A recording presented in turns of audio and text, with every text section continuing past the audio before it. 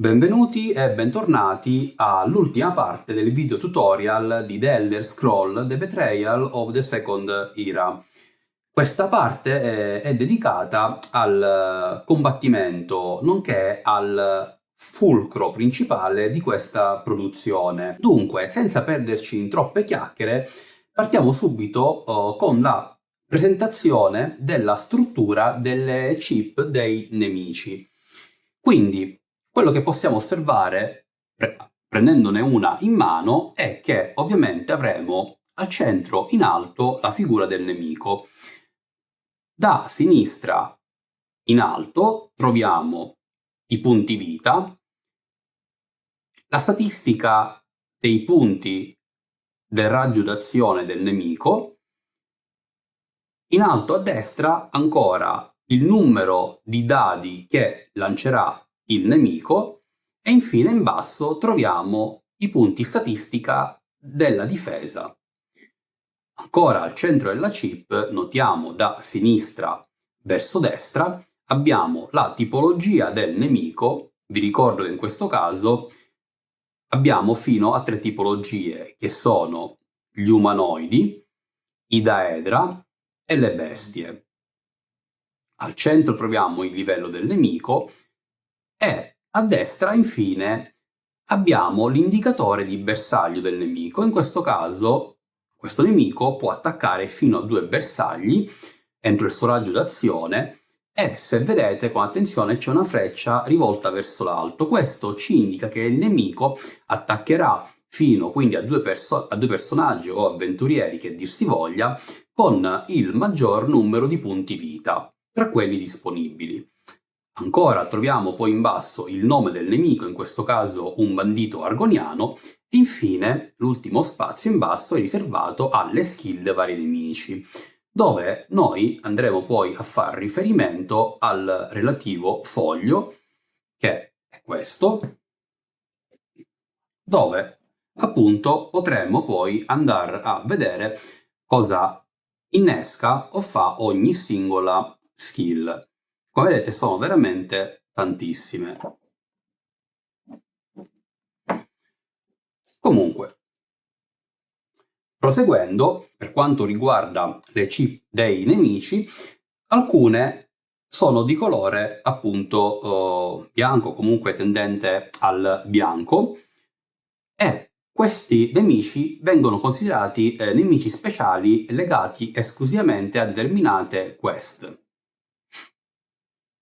Per quanto riguarda inoltre l'indicatore di bersaglio, come vedete, oltre ad avere delle sagome, che appunto, come detto in precedenza, possono essere 2 o una, e la freccia può essere rivolta verso l'alto o verso il basso, abbiamo anche poi un simbolo che indica l'infinito, ossia in questo caso specifico questo nemico potrebbe attaccare tutti i bersagli all'interno del suo raggio d'azione.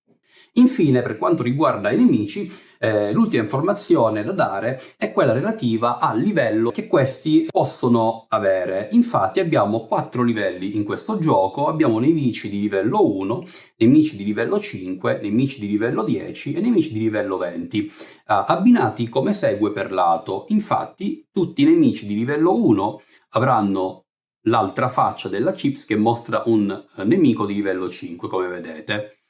Mentre invece i nemici di livello 10, se noi li voltiamo appunto, vedremo che avranno un nemico di livello 20.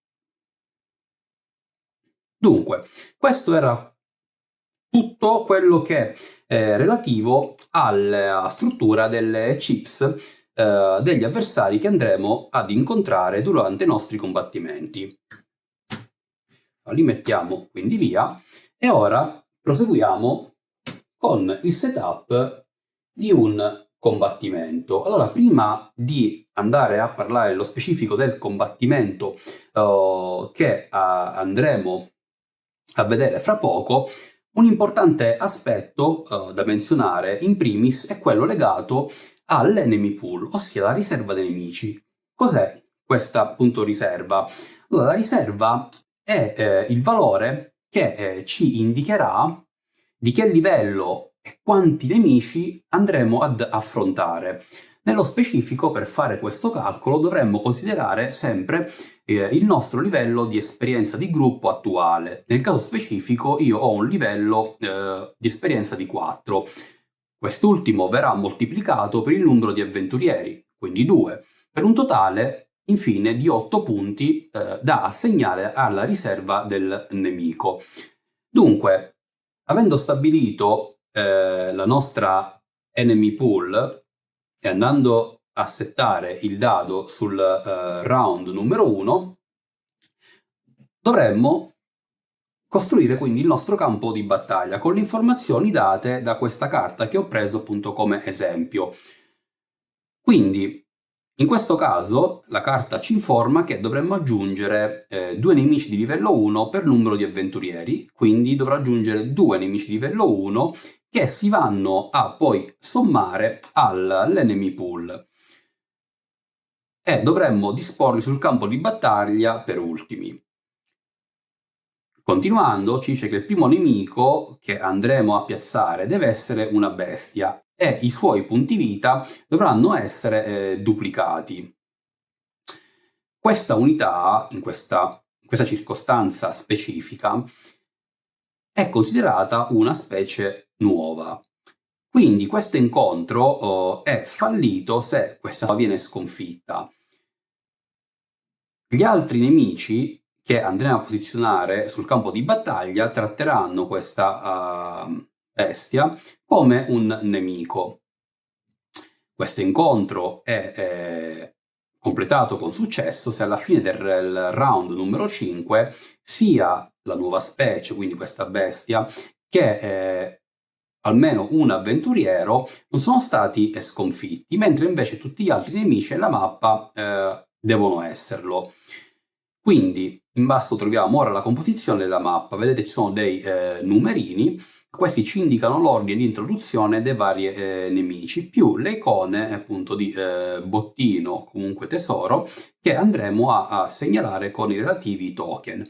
Infine abbiamo in basso nel rettangolo rosso l'obiettivo di battaglia. In questo caso l'obiettivo della battaglia è speciale, quindi non uno dei classici obiettivi che vedremo più in là. Infine ci dice che se avessimo giocato con 4 giocatori, la nuova specie avrebbe guadagnato peraltro una skill peculiare, in questo caso quella Vindicative.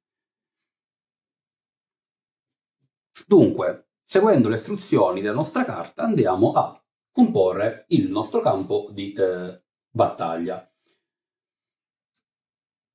Quindi, già messo da parte delle C di nemici per poter andare a comporre la nostra mappa in maniera veloce. Normalmente ovviamente si pescherebbero dai sacchettini dedicati. Quindi ci dice che il primo nemico deve avere un numero di punti vita duplicato. Ora però un attimino facendo riferimento al discorso dell'enemy pool, come funziona quindi la gestione dei nemici? In questo caso, avendo 8 punti da spendere, dovremo andare sempre ad inserire all'interno della battaglia il nemico con il livello più alto che non ecceda il nostro valore di riserva del nemico. In questo caso, poiché la nostra riserva, appunto, abbiamo detto che è 8, il livello più alto che può contenere è un livello 5. Quindi andiamo a posizionarlo sulla casella numero 1 e notiamo che avrebbe 5 punti vita, ma in questo caso ne ha il doppio, come spiegato dalla carta. Quindi andiamo ad inserire 10 chips che vanno a indicare il suo valore attuale di punti vita. Ok, ora rimangono ancora 3 punti della riserva da spendere e quindi assegnare ad altri nemici. In questo caso avremo altri 3 nemici di livello 1. Continuiamo a inserirli negli spazi indicati sulla carta. Quindi questo è il secondo spazio, ovviamente seguiamo l'ordine. Poi avremo nel terzo spazio un altro nemico.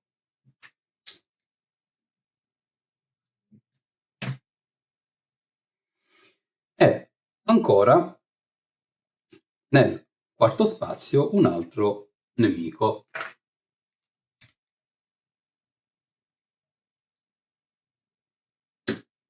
Infine andremo ad aggiungere i due nemici di livello 1 che appunto in questo caso esulano dal nostro valore dell'enemy pool, ma vengono indicati direttamente dalla carta. Quindi avremo un altro nemico che andremo a posizionare nel quinto spazio e ancora un altro da mettere nel sesto spazio. E infine completiamo il tutto con i segnalini bottino.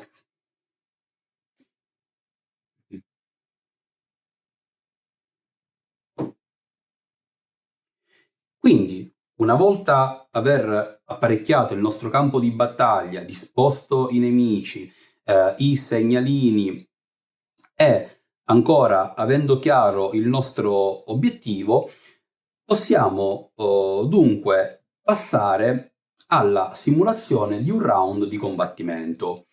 Dunque, a questo punto vedremo come è strutturato un round di combattimento nelle sue varie fasi. La prima è quella di inizio round.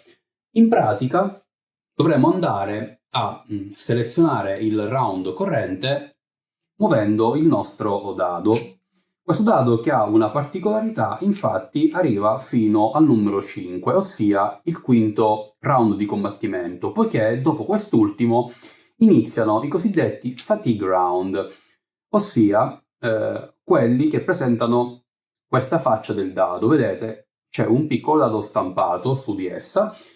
Questo vuol dire che ogni qualvolta che supereremo il quinto round di combattimento dovremmo iniziare un nuovo round aggiungendo un dado fatica pesante, ok, over fatigue, che andremo a inserire nel nostro tracciato di cooldown. Una volta fatto questo andremo a contare tutti i dadi di questa tipologia e questi, ahimè, si tradurranno in cosiddetti true damage, ossia quei danni che non possono essere difesi né prevenuti, almeno in circostanze normali, e che andranno risolti immediatamente rimuovendo il corrispettivo in fish di punti vita. Quindi, come potete ben immaginare, non conviene mai protrarre il combattimento dopo il quinto round, ma talvolta saremo forzati, ovviamente. Ci sono anche degli effetti che poi ci permettono di portare indietro questo conteggio del round e quindi non essere più, almeno temporaneamente, affetti da questo malus, che chiaramente complicherà tantissimo il combattimento ed è meglio evitarlo. Quindi, continuando sempre in questa fase, abbiamo tutti quegli effetti che hanno nella descrizione il timing di inizio round. Quindi dovremmo andare appunto a constatare se ci sono degli eventi specifici in questo combattimento o degli effetti che vengono dati da delle carte o ancora appunto altre tipologie di circostanze. Una volta fatto questo, possiamo dunque passare al turno dell'avventuriero.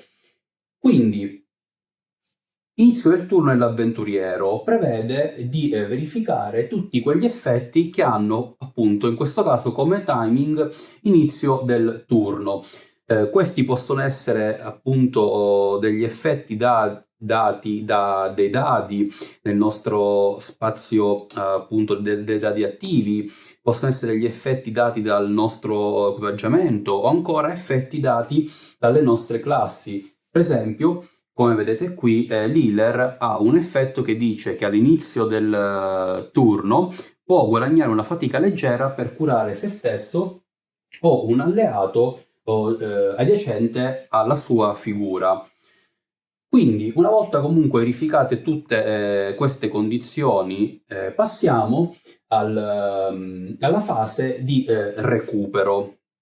quindi la sottofase di recupero. Infatti ogni avventuriero può a questo punto andare a rimuovere un numero di dadi dal suo tracciato di cooldown pari al suo valore di recupero. In questo caso, per esempio, io ho 2, quindi andrò tutte le volte durante questa sottofase del turno a rimuovere 2 dadi. Ovviamente questi dadi, che in base alla loro tipologia verranno rimossi come segue. Se fossero dei dadi appunto delle skill line, verranno rimessi all'interno del loro alloggio specifico.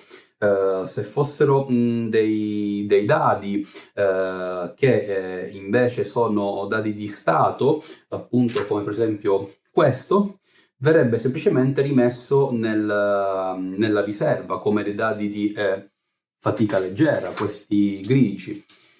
Invece fa distinzione il dado di fatica pesante, appunto perché è l'unico dado che continua a permanere all'interno del tracciato. Infatti, una volta che arriverà all'estrema sinistra, verrà riposizionato nuovamente nello spazio più a destra del nostro percorso di cooldown, quindi tracciato di cooldown. E così via via scalerà fino ad arrivare alla prima posizione e nuovamente ricominciare appunto il processo. Quindi questo è l'unico dado appunto che non verrà mai rimosso, almeno se non ci sono degli effetti che lo specificano, dal nostro tracciato. Dunque, quindi una volta fatto questo, passiamo alla terza sottofase del turno dell'avventuriero, che è la fase delle azioni. Le azioni che sono 4 sostanzialmente, e abbiamo l'azione di movimento, l'azione di ingaggio, l'azione di esplorazione che vedremo quando parleremo degli incontri Delve, e infine l'azione che riguarda le abilità di classe. Dunque, per quanto riguarda l'azione di movimento, partiamo subito col dire che un nostro avventuriero può spostarsi sulla mappa di tanti esagoni, quale è il nostro valore di stamina in quel momento. Quindi, per esempio, il mio argoniano potrà muoversi di fino a 3 spazi, appunto a 3 esagoni, sulla mappa. Vi ricordo inoltre che non è possibile entrare negli esagoni già occupati da altre unità, indistintamente siano alleati o nemici. Un'altra cosa da tenere in considerazione, che è molto importante, è che tutte le volte che interromperemo il movimento con un'altra azione, i punti restanti verranno persi. Questo però non si verifica appunto se invece decidiamo di interagire con i nostri token che andremo a trovare magari appunto durante i nostri combattimenti, nello specifico i token tesoro, comunque bottino. Infatti tutte le volte che ci soffermeremo all'interno dell'esagono potremmo decidere se fare la prova di scasso oppure proseguire il nostro movimento. Ci sono altre circostanze in cui i nostri eroi potrebbero doversi fermare per provare appunto delle altre prove, come quella che riguarda le trappole, ma lo vedremo più in là. Un'altra nota importante riguarda il movimento, e quindi chiudiamo appunto questa azione, è il fatto che possiamo svolgere fino a 2 movimenti durante il nostro turno, ma se optassimo per questa scelta, quindi in questo caso per esempio il mio argoniano potrebbe muoversi di ben 6 esagoni sulla mappa, però facendo questa scelta appunto ci precluderemo di fare la prossima azione, ossia quella di ingaggio. Quindi qualora volessimo sfruttare appunto l'altra azione, dovremmo comunque massimo fare una singola azione di movimento. Questo è molto importante, ovviamente. Detto ciò, appunto, vediamo la prossima, che è quella di ingaggio. Azione di ingaggio che potrebbe essere definita anche come l'azione, appunto, core di del turno dell'avventuriero. Allora, prima di tutto andiamo a vedere cosa fare. Dobbiamo sicuramente andare a guadagnare un dado fatica leggera. Però attenzione, questo è valido se abbiamo già effettuato la nostra prima azione di ingaggio. Infatti, tutte le azioni di ingaggio, a parte la prima del turno, verranno sempre contrassegnate dall'aggiunta di fatica leggera in accumulo. Infatti andiamo a simulare praticamente lo sforzo che il nostro avventuriero fa continuando a provare a attaccare o comunque effettuare determinate azioni o attivare effetti. Quindi, una volta constatato appunto questo step, se è il caso di aggiungere il dado o meno, passiamo al secondo step, che è quello fondamentale di scegliere la forma di battaglia o istanza di battaglia. In questo caso, appunto, vedete, abbiamo queste 5 forme che già abbiamo visto nei precedenti video. Queste forme che andranno a determinare la nostra skill che andremo ad utilizzare. Vi ricordo appunto che le skill dipendono dalle nostre statistiche di stamina e magica. Quindi a sua volta questo determinerà anche il nostro raggio di azione del nostro attacco, comunque di quell'effetto. Quindi la scelta chiaramente deve essere dettata da quello che stiamo appunto pianificando e quindi dovremo prestare molta attenzione. Infatti una volta scelta non potremo più tornare indietro sui nostri passi. Dunque, dopo aver fatto questo, dobbiamo dichiarare il bersaglio sulla mappa. Normalmente un avventuriero può avere solo un singolo bersaglio, oppure appunto l'effetto deve specificare il contrario. Una volta fatto questo, quindi determinato il nostro bersaglio, in questo momento potremmo eventualmente utilizzare una delle nostre armi attive o comunque equipaggiamento attivo e quindi andare ad aggiungere i suoi effetti al nostro eventuale attacco. Fatto questo, dopo quindi aver deciso il nostro obiettivo, passiamo alla raccolta dei dadi, quindi delle nostre skill, e appunto nel caso del nostro argoniano, che vi ricordo essere il primo giocatore segnalato da questo token qui, potremmo a questo punto andare a raccogliere, giusto per darvi un'idea, i nostri 2 dadi che appartengono alla skill line del combattimento a una mano e scudo, e quindi andare sempre a considerare un numero di dadi da utilizzare. Un attimo aggiungo un dado appunto che mi era sfuggito per quanto riguarda la skill line di combattimento. Quindi dicevo 2 dadi che andranno a essere comparati col nostro valore di statistica di stamina. Infatti, come vedete, sulla nostra tessera della skill ci indica chiaramente che questa dipende dalla stamina. Tradotto, come dicevo prima, vuol dire che potremmo tirare fino a 3 dadi, ok?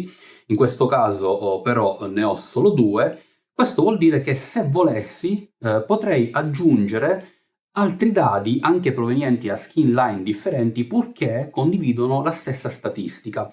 Quindi, in questo caso, dando un'occhiata veloce, potrei utilizzare la statistica base di combattimento che anch'essa fa riferimento alla stamina. Ovviamente ho 2 dadi per questa statistica base, appunto come prevede il setup iniziale di ogni personaggio, ma ne potrò utilizzare solamente uno, appunto perché andrò a avere il mio limite di dadi per la stamina completo. Se avessi avuto più stamina, chiaramente avrei potuto tirare anche il 4º dado. Quindi, in sostanza, quando andiamo a raccogliere dadi, potremmo anche mischiare differenti skill line, purché queste condividono la stessa statistica e non superino comunque il valore di quest'ultima. O ancora, appunto, potremmo andare ad utilizzare anche altre skill line che prevedono di poter essere utilizzate con molteplici forme, quindi non per forza dovranno avere la forma selezionata nello specifico, ma purché sia una delle opzioni possibili.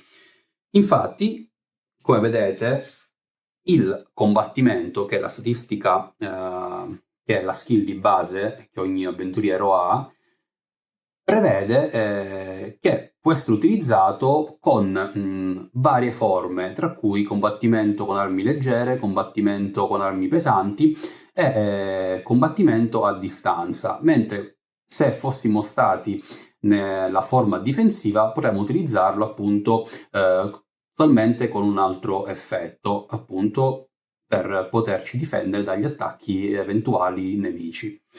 Quindi, riassumendo, dobbiamo sempre considerare la statistica a cui appartengono le skill line e le forme, e quindi potremmo andare poi a creare il nostro pool di dadi da poter tirare. Quindi potrei andare ad attaccare il nemico, ma c'è una considerazione importante da fare, ossia che gli attacchi ovviamente devono essere congruenti alla forma che abbiamo scelto. Io ho scelto, come detto in precedenza, la forma per gli attacchi con armi leggere ad una mano, quindi si presuppone che il mio avventuriero sia adiacente al mio bersaglio. Stesso discorso vale per la forma con armi pesanti, quindi a due mani, sempre stando adiacente al nostro bersaglio, ma se invece avessi scelto un attacco mentre fossi stato nella forma con armi a distanza, appunto quest'ultimo doveva verificarsi entro il mio raggio, determinato in questo caso dalla statistica stamina, per poter colpire il nemico. Come vedete ho 3 punti stamina, quindi il nemico deve essere all'interno di 3 esagoni di distanza, avrei potuto attaccarlo. Cosa importante però da dire è che quando si è in questa istanza o forma non possiamo mai attaccare il nostro bersaglio se adiacenti. Stesso discorso vale per gli attacchi magici, anch'essi dipendono dalla nostra statistica per determinare il raggio, ok? Quindi in questo caso con 2 punti stamina non avrei comunque raggiunto il mio bersaglio, che è a distanza di 3 esagoni. L'unica differenza però importante rispetto agli attacchi a distanza con armi è che la magia prevede anche di poter attaccare il nemico se adiacenti. Quindi questa è una differenza fondamentale. Infine, l'ultima cosa che vorrei aggiungere è che dobbiamo anche considerare la linea di vista. Cosa vuol dire? Noi ovviamente possiamo attaccare i nostri bersagli se sono all'interno del nostro raggio di azione, ma è anche vero che delle volte potrebbe accadere in specifici casi che non avremmo linea di vista. Questo può essere verificato se il nemico non si trova nella nostra stessa tile o nella tile adiacente alla nostra. Quindi, in quei casi, anche se teoricamente potremmo avere il raggio di azione atto a raggiungere il nostro bersaglio, comunque non potremmo attaccarlo. In questo caso, chiaramente, il problema non si pone perché il nemico è nella tile adiacente alla nostra. Quindi, una volta tirati i nostri dadi, ok, facciamo una piccola simulazione per darvi l'idea di quello che succede dopo. Ecco, come vedete, andremo ad avere un punteggio di 3 danni, ovviamente riportato dai numerini stampati sulle varie abilità. Quindi, la prima cosa da fare è verificare se il nostro nemico ha della difesa. In questo caso sì. Quindi intanto sappiamo già che andremo a sottrarre al nostro potenziale danno il suo numero stampato appunto come difesa, e quindi passerebbero solo 2 danni.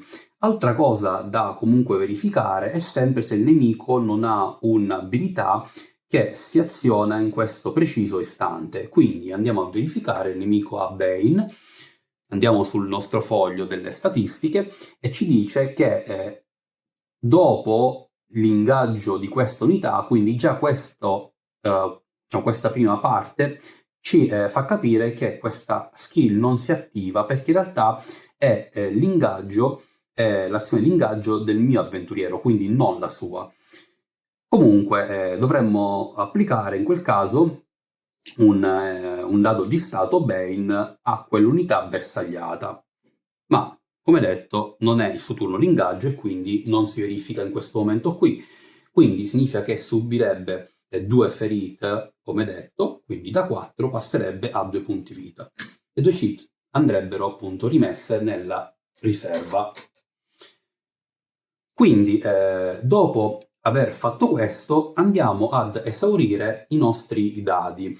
Allora, in questo esempio, questi dadi, tutti e 3, andrebbero posti, appunto, in base al nostro ordine, appunto, in cui li abbiamo attivati, all'interno del nostro tracciato di cooldown.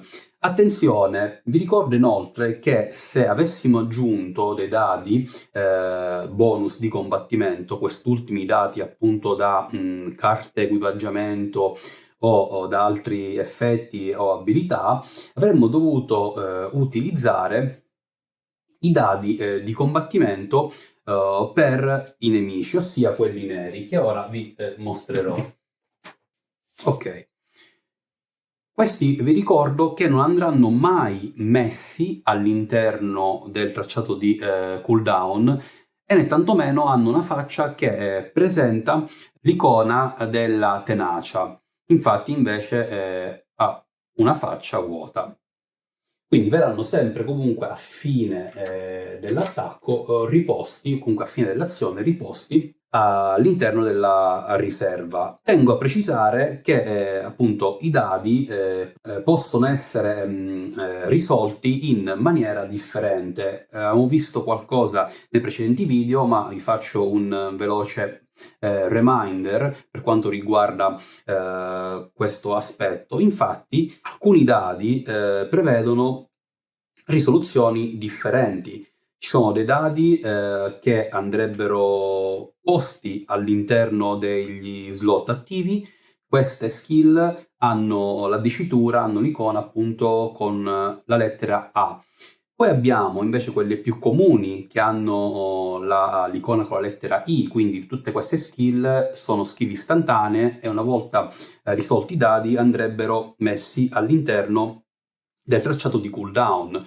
Poi abbiamo delle skill che prevedono invece, demarcate con una lettera C, queste ultime vengono subito invece inserite all'interno del tracciato di cooldown, direttamente quindi passerebbero dal loro alloggio originale al tracciato, poiché queste sono delle skill che si attivano fin tanto rimangono all'interno del tracciato e nelle circostanze che vengono descritte sulla skill. Poi abbiamo altre soluzioni come le skill che hanno la lettera D, drain, quindi tradotto letteralmente significa prosciugato, quindi avremo dei dadi che una volta utilizzati verranno rimossi per tutto il corso di questo combattimento, quindi non più utilizzati fino alla fine, e messi sopra la nostra tessera dell'avventuriero per ricordarci che non possono essere più utilizzati. Infine abbiamo invece le skill che vengono introdotte con una lettera S. Quest'ultima significa status, ossia andremo ad infliggere eventualmente un dado di stato al nemico andandolo a posizionare sopra la sua chip, oppure qualora invece dovessimo ricevere, come abbiamo visto anche in precedenza, un status, lo andremo invece normalmente ad inserire nel nostro tracciato di cooldown. Quindi queste sono le varie tipologie di risoluzioni dei dadi. Quindi dopo aver risolto i dadi, infine, come ultima fase dell'azione di ingaggio, avremo quella di reazione dei nemici. Infatti sarà in questa specifica sottofase che andremo a verificare se altre skill dei nemici si dovessero attivare. Dopo aver fatto questo ultimo check, quindi passiamo ora ad analizzare un'altra azione che è quella che fa parte del turno dell'avventuriero relativa alle abilità di classe. Allora, le abilità di classe, anch'esse le abbiamo già comunque viste nei precedenti video, ma ci tengo a ricordare i principali aspetti. Sono delle abilità che si attivano con i punti tenacia, ovviamente, che vengono marcati col nostro tracciato qui in basso a destra, la nostra dashboard. Dunque, vi ricordo ci sono 3 tipologie di abilità che prevedono le seguenti attivazioni. Allora, quelle comuni sono quelle dove noi semplicemente andiamo a spendere tanta tenacia quanto stampata sulla nostra tessera abilità e faremo quindi l'effetto descritto. Poi abbiamo ancora invece le abilità di interruzione, dove l'unica differenza è che oltre a spendere la tenacia dovremmo comunque utilizzarle in uno specifico momento o all'innesco di una specifica circostanza. E infine abbiamo le abilità contrassegnate con la scritta enduring, ossia dove non dovremmo spendere nessun punto tenacia, ma bensì avere il valore richiesto e quindi potremmo ottenere quello specifico vantaggio dato da quella abilità. Quindi queste erano le azioni quindi, che possiamo fare durante il turno dell'avventuriero. Ora passiamo alla terza fase del round di combattimento, che è quella del turno dei companion, che possono essere considerati a tutti gli effetti degli avventurieri, però con tutte le limitazioni del caso. Infatti il loro combattimento è molto semplificato, in quanto durante il loro attivamento è previsto solo un movimento di 2 spazi, come appunto vedremo poi là vale anche per i nemici, e l'attacco determinato dal valore stampato sulla loro chip. Quindi in questo caso qui tirerebbe un dado. Vi ricordo che i companion utilizzano i dadi dei nemici.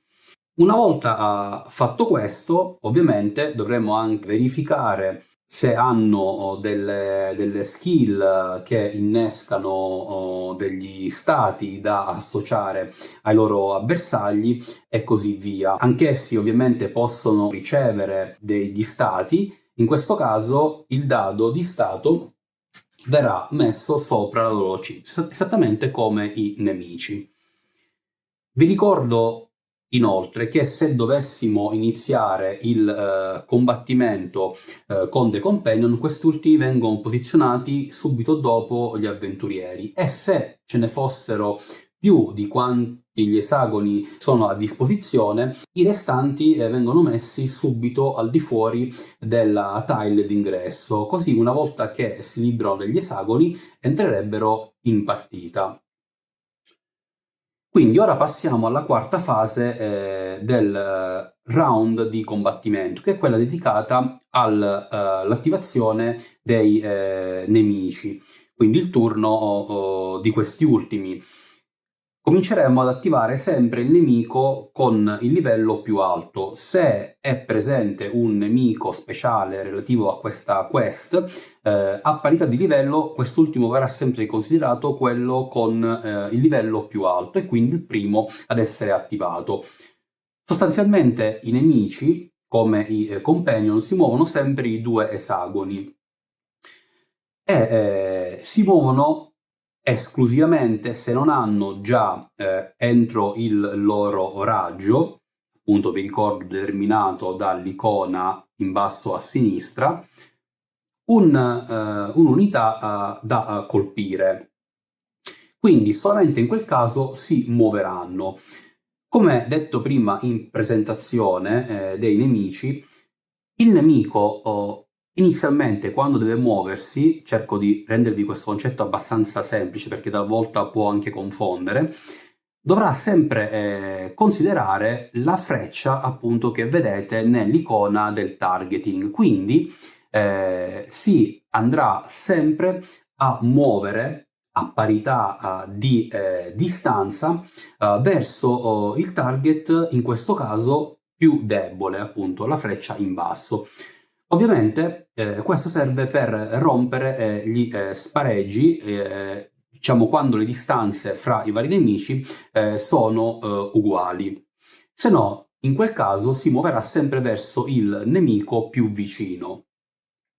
Quindi facendo un esempio, appunto, questo nemico, tralasciando un attimo le regole speciali di questo scenario che prevedevano che questo in realtà fosse ostile a tutte le altre unità nemiche, appunto come razza speciale indicato nella carta, ma se come unico nemico avesse avuto gli avventurieri o comunque il nostro piccolo companion qui, si sarebbe chiaramente mosso verso il companion.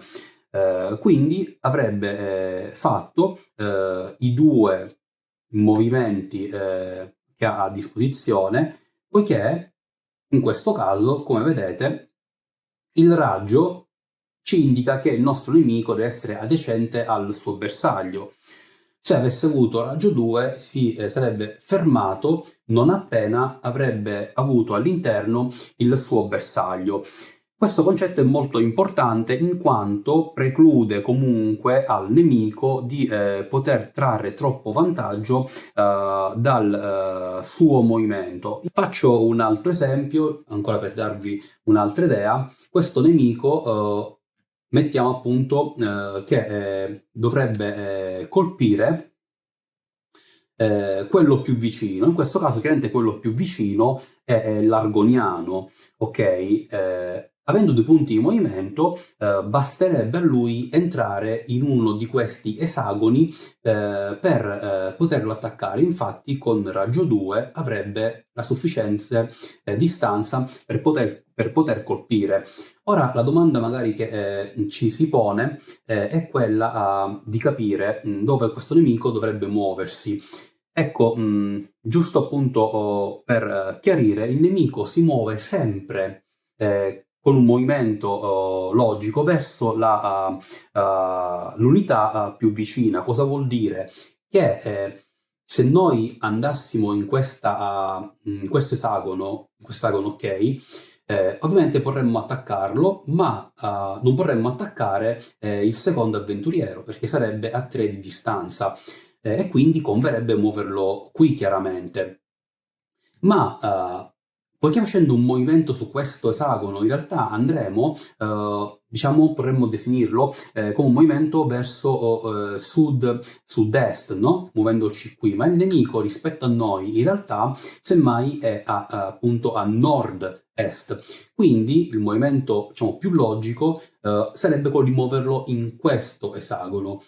E da questo esagono chiaramente il nemico potrebbe attaccare fino a 2 bersagli perché ha la possibilità di farlo. Inoltre, con la freccia in su vi ricordo che attaccherebbe bersagli con più HP. In questo caso però, essendocene solamente 2, facciamo l'esempio di togliamo il companion, attaccherebbe comunque tutti e due, indistintamente da questo ultimo dettaglio. Quindi sempre ricordatevi, è fondamentale come andate a muovere i nemici, sempre partendo dal presupposto che il nemico attacca al bersaglio più vicino, si sposta solo se non ha già all'interno del suo raggio un bersaglio, se sono equidistanti vale sempre la freccia, appunto, che ci indica su quali andare eventualmente, e infine cercare sempre di muovere il nemico con un movimento logico in base al posizionamento del nostro avventuriero. Quindi questo ovviamente è quello che riguarda il turno dei nemici. Vi ricordo chiaramente sempre che quando si effettuano degli attacchi dobbiamo sempre andare a verificare se questi nemici hanno delle skill che si attivano sul momento, appunto, quindi durante la loro fase di ingaggio, facendo riferimento al nostro foglio delle skill nemiche. Quindi una volta verificato questo, poi via via, ovviamente una volta attivati tutti i nemici, finirà anche il turno e passeremo infine all'ultima fase del round, che è quella di appunto fine round, dove si risolvono tutti gli effetti segnalati, quindi con il timing fine del round. Andremo a vedere appunto se ci sono delle circostanze che si vanno a innescare durante questa fase, determinate dal nostro scenario, o ancora delle abilità specifiche, effetti e quant'altro. Dopodiché si devono verificare le condizioni di vittoria appunto obiettivo di questa battaglia, che vengono appunto date dalla nostra appunto carta d'incontro. Quindi ancora, una volta fatto questa verifica, se gli obiettivi non sono stati raggiunti, si proseguirà nuovamente con un altro round e quindi ricominceremo e muoveremo il nostro dado, in questo caso appunto, al prossimo round. Vi ricordo inoltre che durante i combattimenti c'è anche l'opzione di ritirata. Infatti in questa fase i giocatori possono scegliere di ritirarsi, ponendo fine appunto a questa battaglia, ma vi ricordo che in questo caso è sempre considerata una sconfitta, salvo invece appunto istruzioni contrarie. Quindi ora ci soffermiamo un attimo su un'eventuale gestione appunto di una sconfitta, o in generale sulla conclusione di una battaglia. Allora, prima di tutto c'è da dire che se un avventuriero viene sconfitto, quindi perde l'ultimo gettone salute, quest'ultimo viene rimosso dal campo di battaglia, la sua fish viene posizionata sulla sua tessera, le fish HP vengono messe nella riserva, i dadi presenti all'interno del tracciato del cooldown rimangono dove sono, mentre i dadi e gli slot attivi vanno inseriti ed esauriti all'interno appunto del tracciato di cooldown. Ancora, il nostro avventuriero non potrà più compiere azioni e né guadagnare chiaramente fatica durante eventuali fatigue round.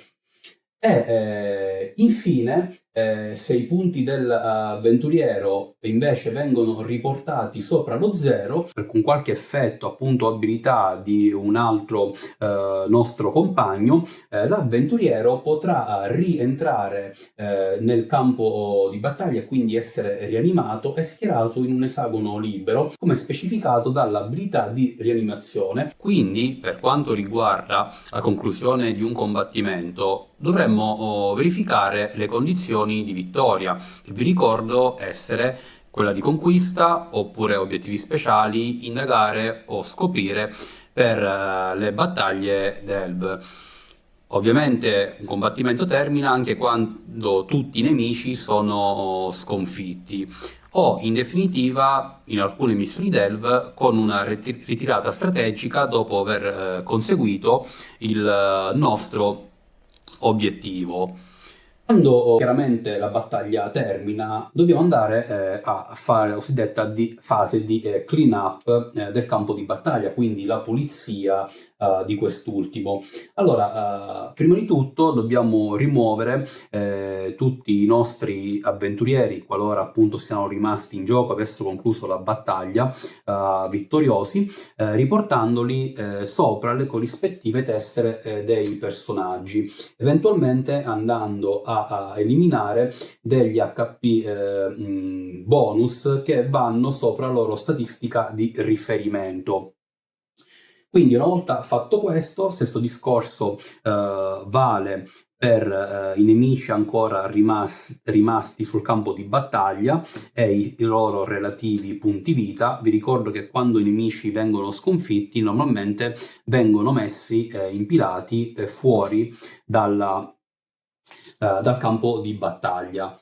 Quindi anch'essi verrebbero tutti rimossi e tutte le fiche andrebbero chiaramente nei relativi sacchetti o appunto nelle riserve dedicate.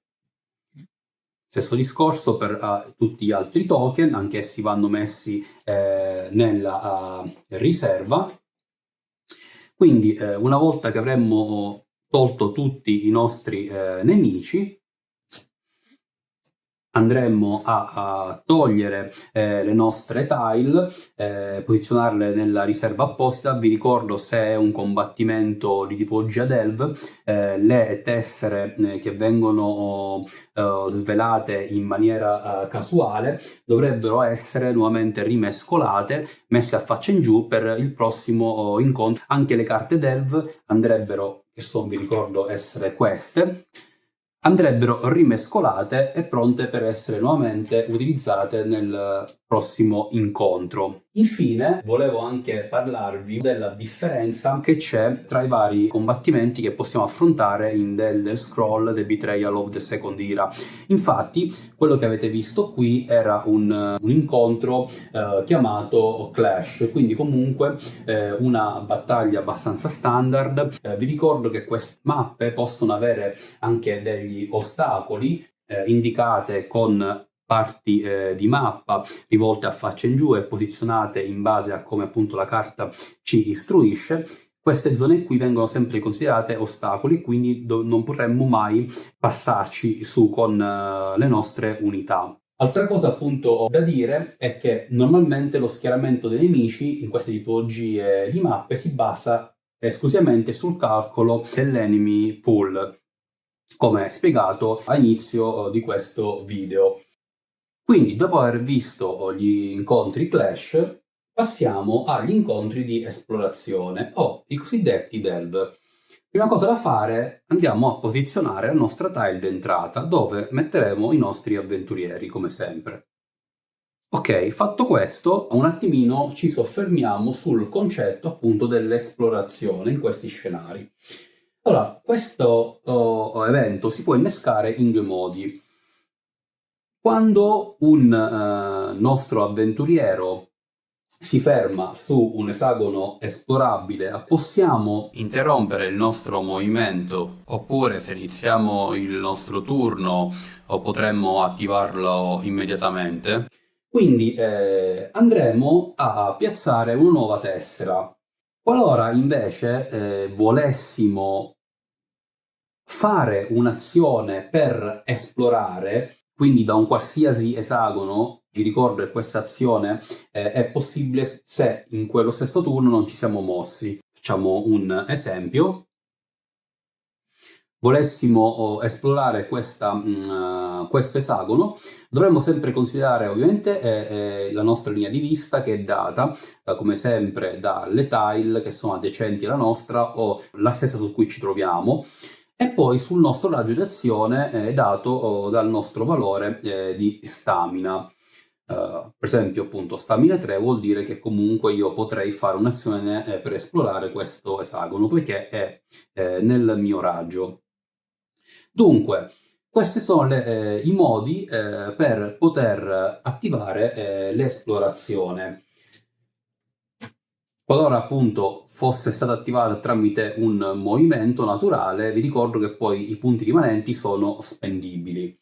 Dunque, prima di tutto, quindi quando esploriamo pescheremo una carta dal nostro mazzo Delve, andremo a vedere che tipologia di tessera aggiungere, la andremo ad aggiungere, andremo a vedere eventualmente i nemici e la quantità che andremo ad aggiungere. Vi ricordo che a differenza degli incontri Clash, l'enemy pool è determinato dalle carte in questa tipologia di scenari.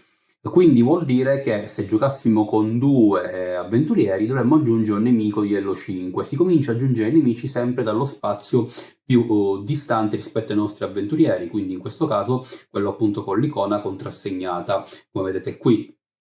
Vi ricordo inoltre che tutte le volte che andiamo ad aggiungere, ovviamente andiamo sempre a sottrarre il valore alla nostra enemy pool, ma se il livello del nemico che è, diciamo, mostrato sulla carta dovesse superare la nostra riserva residua, appunto, dovremmo andare ad inserire il livello sottostante più vicino a quello segnato. Quindi in questo caso, se non avessimo potuto inserire un livello 5 perché non abbiamo abbastanza enemy pool rimasta, dovremmo andare a inserire un livello 1 e così via se c'erano appunto altri nemici da inserire.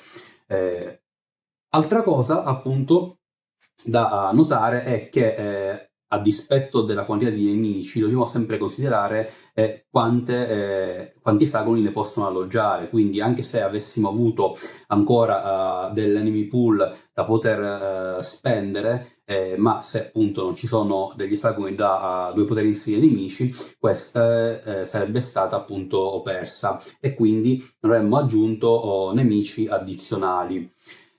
Ancora alcune carte appunto possono avere degli effetti che vedremo più là, in questo caso un effetto trappola, ma altre carte appunto, come vedremo, hanno anche un simbolo accanto al nome, i cosiddetti Sky Shard, e normalmente questi Sky Shard portano anche degli effetti da dover svolgere durante la risoluzione della carta. Quindi, una volta che avremmo organizzato la nostra tessera rivelata, quindi mettendo nemici, mettendo eventuali token per i tesori comuni o leggendari, poi possiamo appunto fermarci un attimo sul concetto, come detto prima, di esagono esplorabile o esplorato. Per renderci conto dobbiamo un attimino guardare le icone di connessione.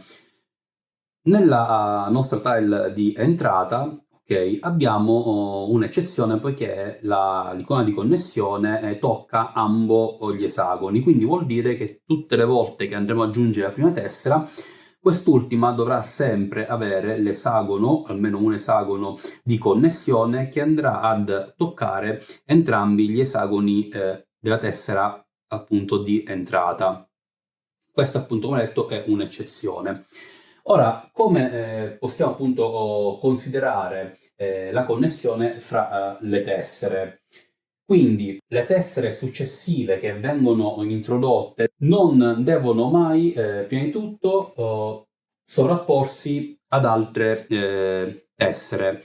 Quindi comunque l'inserimento deve essere sempre legale e non può andare appunto ad interferire con altre tessere già rivelate. Continuando, dobbiamo tenere a mente che deve essere posizionata in modo tale che tutti i suoi esagoni esplorabili non diventino esplorati. Cosa vuol dire? Che se noi inserissimo la tessera in questo modo, vedete, avremmo i due esagoni di connessione che toccherebbero comunque un esagono appunto di connessione anch'esso, quindi renderemo automaticamente questi due qui già esplorati, quindi questo è una connessione illegale, poiché l'unica in questo caso prevista sarebbe comunque quella di far toccare un singolo esagono con quelle di entrata. Poi sta a noi chiaramente decidere come fare, ma ricordatevi appunto che dobbiamo sempre connettere un singolo esagono di entrata alla tessera precedente. Un'altra cosa da tenere in considerazione è che normalmente per definizione un esagono esplorabile è un esagono che soddisfa le seguenti condizioni. Innanzitutto che sia un esagono di confine, quindi che una dei lati sia scoperto. Ancora, che non sia chiaramente un esagono già esplorato, quindi connesso con un altro esagono con la medesima icona. E infine che tutti i hash shard siano stati ancora rivelati. Infatti, come vedremo, alcune carte, andando avanti nell'esplorazione, prevedono la raccolta di un singolo Sky Shard. Normalmente per completare questa tipologia di incontri dobbiamo averne 3, ok? Quando raggiungiamo questa cifra, quindi andando a raccogliere differenti carte con questa icona, si considera il delve esplorato. E quindi anche se avessimo altri esagoni da poter esplorare, non potremmo più svolgere tale azione. Quindi queste sono appunto le condizioni per determinare un esagono esplorabile. Ancora, una volta che una tessera è piazzata, quindi poniamo il caso appunto io pescassi questa tessera e volessi collegarla con l'esagono appunto esplorabile, magari facendo questo. Allora, ok, quindi ho connesso questo esagono con quest'altro, automaticamente, anche se questo esagono non ha un simbolo appunto di entrata, questo automaticamente diventa una tessera adiacente a un'altra, che è appunto questa qui, anche se appunto tra di loro non hanno una connessione. Spero di aver appunto reso l'idea. Quindi tutte le tessere che andremo ad inserire via via potrebbero anche connettersi con altre pur non avendo icone di connessioni dirette. Quindi questo è il funzionamento del delve. In ogni caso vi rimando poi al regolamento completo qualora rimanessero appunto dei dubbi, quindi finiremo uno scenario delve normalmente quando avremo raccolto 3 Sky Shard. Vi ricordo inoltre che se decidessimo di ritirarci da una tipologia di scenario delve, gli Sky Shard che avremmo raccolto fino a quel momento verranno considerati come punti esperienza del gruppo, anche se non avessimo portato a termine comunque lo scenario. Dunque, avendo parlato quindi degli scenari delve, passiamo infine all'ultima tipologia di scenario, che è anche quella appunto più impegnativa e anche più lunga, che è quella dei dungeon. I dungeon che si trovano nei tomi delle regioni, in questo caso quella di Black Marsh, appunto vedete. Ve ne mostro ora uno. Ok, per esempio abbiamo il Black Rose Prison, che è appunto, come vedete, è un dungeon. Questo dungeon che viene rappresentato già con la mappa scoperta, con le sue regole, appunto, normalmente sono quegli incontri legati alle quest che ci daranno più filo da torcere.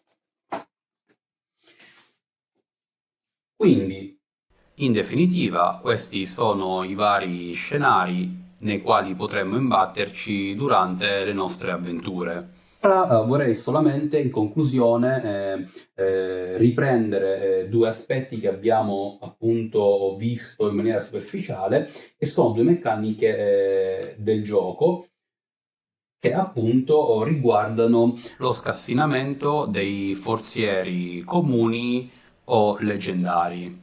Allora, normalmente quando noi troveremo nelle mappe di combattimento, i nostri token, potremmo soffermarci durante il movimento ed effettuare degli tentativi di scasso. Cosa vuol dire? Avremo questo pool di dadi qui adibito appunto a questa operazione e dovremmo cercare di ottenere risultati appunto stampati sul retro della carta. Dunque, cosa vuol dire? Che dovremmo cercare di tirare i dadi, facciamo un esempio, ok, dato 2, 5, 2, e cercare di ottenere la medesima combinazione. In alto vi ricordo esserci il numero che invece ci indica quanti tentativi possiamo fare, quindi in caso potremmo rilanciare 3 volte il nostro pool. Ovviamente potremmo scegliere di mantenere le dadi qualora combaciassero e andare a provare ancora tutte le volte rimanenti per poter riuscire a ottenere tale combinazione.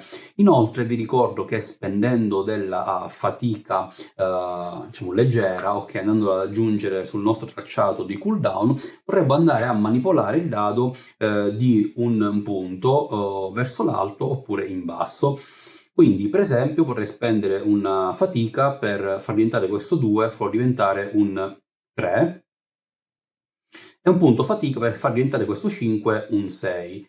Quindi, vedete appunto che in questo momento qui sono riuscito ad ottenere la combinazione, quindi avrò guadagnato la carta da aggiungere al mio equipaggiamento. Ovviamente questo è solo per farvi capire come funziona il sistema, perché avrei ancora potuto eventualmente tirare altre 2 volte i 2 dadi che appunto non combaciavano con le cifre riportate sulla carta. Questo discorso vale per i tesori leggendari, dove invece abbiamo ben 4 tentativi, ok? Però come vedete qui, a differenza di quelli comuni, la combinazione è formata da 4 cifre e una di queste appunto ha questo bordo dentato, che significa che è la prima cifra che dovremmo in gergo loccare. Cosa vuol dire? Che il primo dado da dover far combaciare è il numero 5, quindi tireremo i nostri dadi. Ok, in questo caso vedete ho tirato il 5, quindi posso continuare a cercare di ottenere le altre 3 cifre, ma tanto che non avessi ottenuto il numero appunto bloccato, non potevo eventualmente cercare di ottenere i restanti. Quindi per il resto poi il funzionamento è identico. Altra cosa da farvi vedere infine è quella relativa alle trappole con i delvi. Infatti alcune carte avranno questo riquadro rosso. Ecco, questa è una trappola. Sostanzialmente quando noi entreremo all'interno di questa tile dovremmo effettuare un tiro, sempre con i dati di scasso. Questa volta, come vedete, c'è la possibilità solamente di provare una volta sola, pur comunque potendo spendere i dadi fatica per ottenere i risultati riportati. Pena ovviamente avere un malus descritto sulla carta. Quindi questo è quanto. Ovviamente ho cercato di darvi il più possibile le informazioni sullo sviluppo del combattimento in questo gioco, che ovviamente come detto anche in precedenza, è il cuore pulsante di questa produzione, qualcosa che dà tanta soddisfazione, poiché ovviamente è ben congegnato grazie al sistema di skill e a tutte le dinamiche che questa comporta, nonché anche la personalizzazione del vostro avventuriero. Quindi, infine, spero appunto che questa terza parte abbia concluso questo ciclo di tutorial in maniera soddisfacente e che vi permetta finalmente, diciamo, di godervi appieno questo gioco, che sicuramente in quello che fa e in quello che propone non è secondo a nessuno. Poi chiaramente ognuno ha i suoi gusti, ognuno magari si sarà fatto un'idea seguendo appunto questo video tutorial. Ci tengo anche a scusarmi per il ritardo con cui quest'ultima parte è arrivata. Come ben immaginate, ovviamente tra le vacanze estive, le esigenze che tutti noi abbiamo nella nostra vita quotidiana non hanno permesso la registrazione di questo video in tempi più veloci. Però come detto, spero che vi sarà d'aiuto e io vi rimando con i prossimi contenuti qui sul canale. Ancora grazie per avermi seguito e vi auguro buon gioco a tutti.